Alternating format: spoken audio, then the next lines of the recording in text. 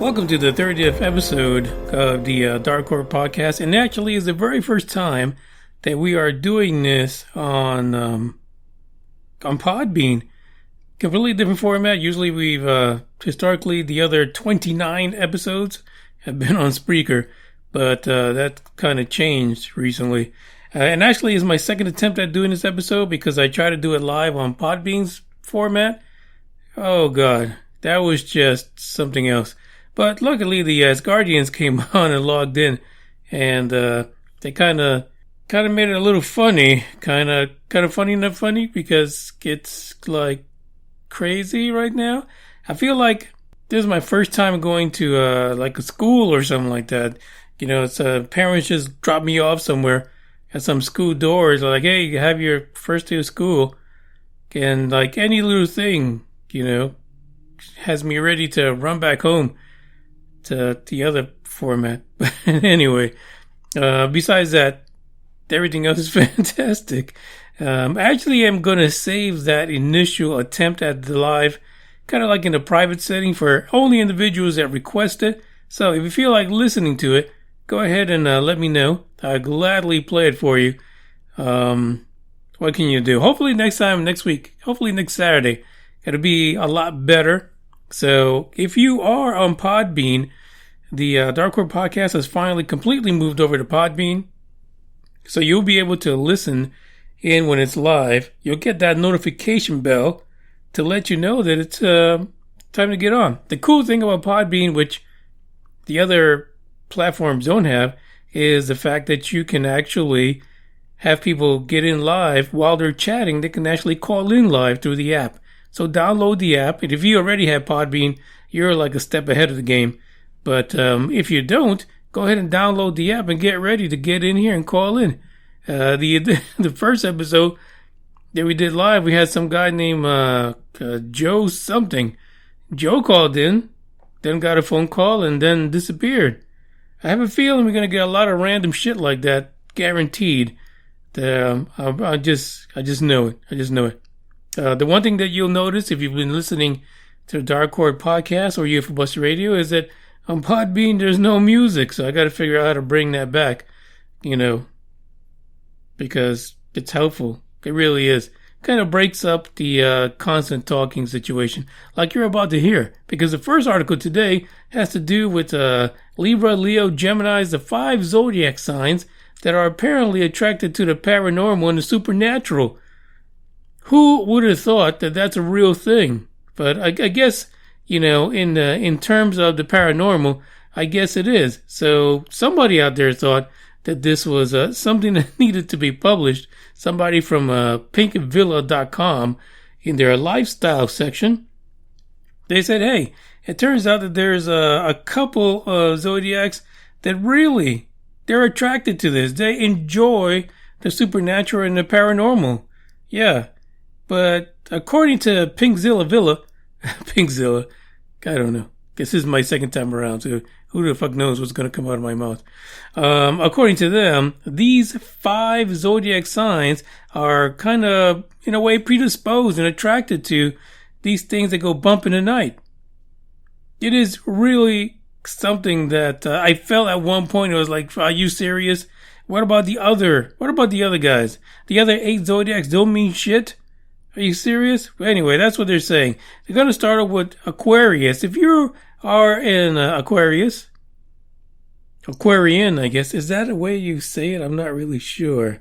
Basically, these folks that are born under this Zodiac sign, apparently they like new and different things. They like to talk about these things, and they like to listen to spooky stories from their friends during cozy bonfires.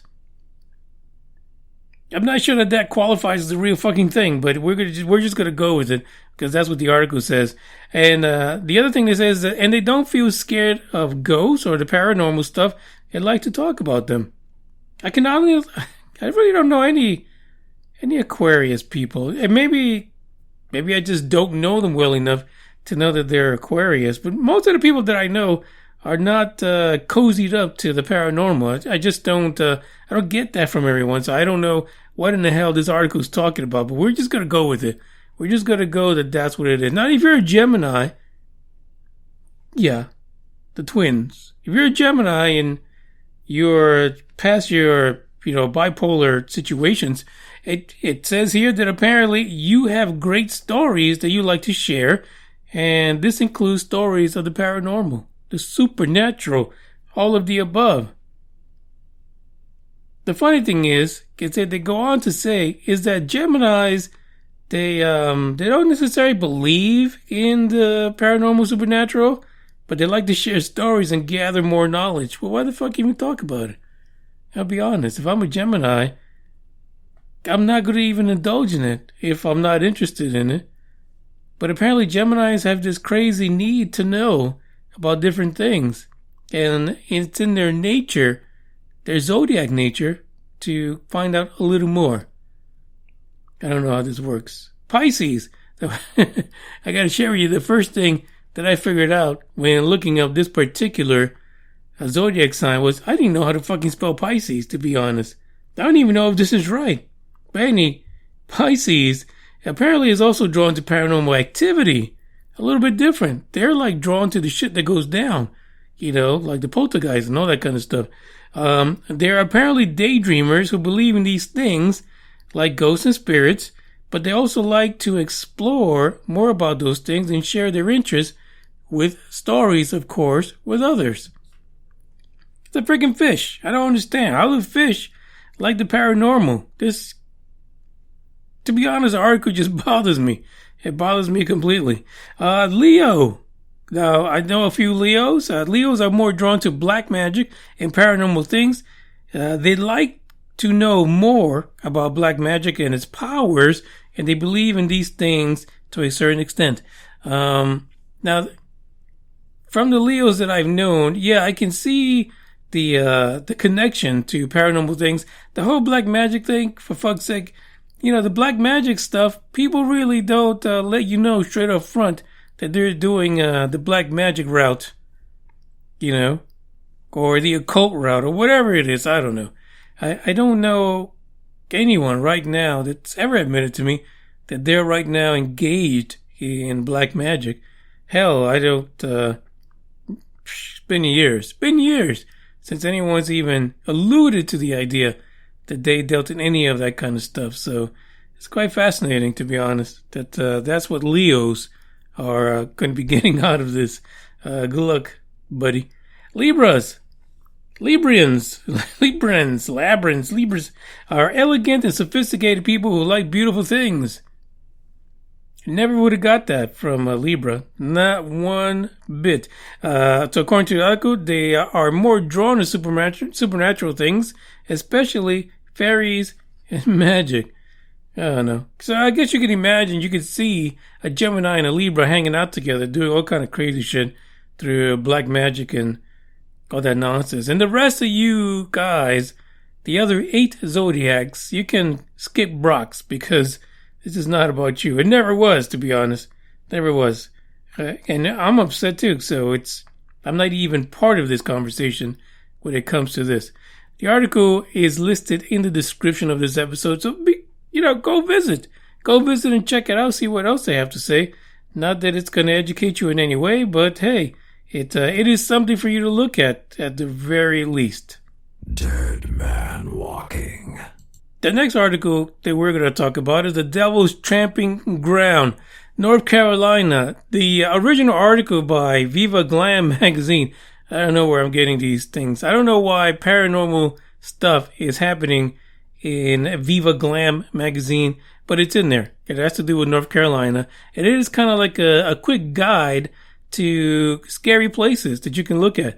There was one place that really stood out to me, and that is because we have one of the Asgardians, Pucky, who actually on his YouTube channel visited this particular place, and it's pretty fucking scary if you ask me. The Devil's Tramping Ground is nuts. Now, the one thing I can share, that this place in North Carolina that's found in Bear Creek, there is no way you will ever get lost trying to get there, because they've done everything possible to make sure that anyone that wants to find this damn place and hang out overnight, go take pictures, leave a monolith, whatever you got to do, you will find explicit directions. I'm going to read some of them to you, just in case you're interested, on how to get there. The devil's tramping ground. Can you imagine the devil just prancing around? Anyway, so the area apparently has been a local legend since the 1800s. I didn't hear about this until Pucky talked about it. Since the 1800s, this is a circle on the ground. It looks like scorched earth, basically. If you look at the logo for this episode, it's a picture of it. And here's what a lot of people have found there, and that is that it's scarce of vegetation and nothing will grow there in the perimeter of the circle. Nothing. Nada. People believe that this is where the devil himself will go, rise out of the depths of hell to wreak havoc on the world with glowing red eyes, and apparently the eyes have been spotted there. And allegedly, no animal will cross through that area because they sense the evil of the thriller. I just had to do that. I don't know. So here's how you find it. The Devil's Tramping Ground is approximately 50 miles south of Greensboro, North Carolina. So if you take North Carolina 421 south, turn right onto State Road 902. By the way, you can replay this a few times. We play it a little slower so you can get it. And then follow that for about 7 miles. Turn left onto the Devil's Tramping Grounds Road. Like you don't see an Amityville Horror Road, right? You don't get that at Annabelle Street. Yeah, I don't know. But the Devil's Tramping Ground, I guess since it's been here for so damn long, it has its own road. As a matter of fact, the Department of Transportation actually has a green sign that actually points you towards where it's at. It's just crazy. It really is. It's just, I don't know. Well, anyway, once you get to that green sign that says the Devil's Tromping Grounds. Wait a minute. This actually says the sign says Tromping Grounds, but the story is a Tramping Grounds. I don't know. Seems kind of eerie to me. But you follow that for 1.7 miles, and then you'll see a gravel pole on the left. That's where you'll park. You'll go down a dirt path for about 150 feet. And guess what? You're at the Devil's Tramping Grounds, where if you're lucky, can you feel ballsy enough? If you feel down deep in your sack that you're going to stay there overnight, you might be in for a treat. Maybe a full brand new experience for you that you've never thought you'd have. Here's the funny thing about this. It is perfectly round. It is absolutely barren circle, about 40 feet in diameter in the pine woods of Chatham County.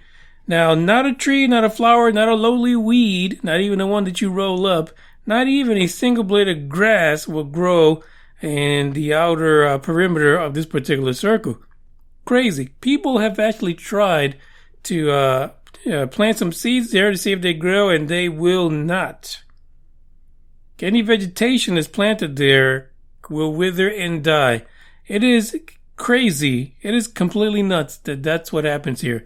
It almost makes me feel like something landed there and it's killing things off. Maybe a little bit of reactivity, I don't know. I'm sure over the years someone has tried to get a Geiger counter out there to see if maybe it's a radioactive thing. Maybe there's something buried deep below that's killing things off. The story is that even when dogs go by, they actually tuck their tails in and whimper whenever they're brought near to the actual circle. The other thing is that whenever an object is left in the circle before dusk, these objects will be violently moved outside of the bounds of the circle by dawn. I don't know about you guys. This is not a place that I'd like to visit. This is a place where, shit could go down. There's even stories of folks who have camped out in the area, not like on the circle, but around it, and have heard footsteps around their tent, just going around and around and around all night long, but they never really see anything, while other people actually report seeing glowing red eyes. That's just scary as heck. Many people have tried to actually spend the night in the circle, but apparently no one has successfully done it and remain sane. That is enough to tell me it's a no-go. Completely a no-go at all. A lot of people that have had those that have attempted that in the past have kind of lost their minds, never been able to recover either. So it is it's just crazy. The last thing here is that the actual place earned its name because the local lore is that the devil himself walks at night around the circle.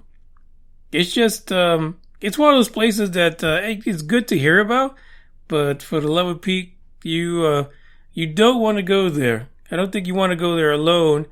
You want to be guarded, have lots of fucking cameras, have a backup, and hopefully you make it out of there alive and sane. This is, by the way, the second time I've done this episode, so I am going to leave it here. At least I got it out the way. If you want to go to the Devil's Tramping Ground, there's actually 2 links in the description for this particular episode. You can go in and check it out. And you can, if you decide to go, let me know. Hit me up. Hit me up on Facebook. Hit me up on Twitter, even Instagram. Let me know if you actually make it out there. And what do you find? What's at the Devil's Tramping Ground? Or Tromping Ground, depending on if you come from the north or the south. This is a Dark Horror podcast. There's no exit music because all of this is brand new. I'm just right out of the gate like a little baby noob. Ciao.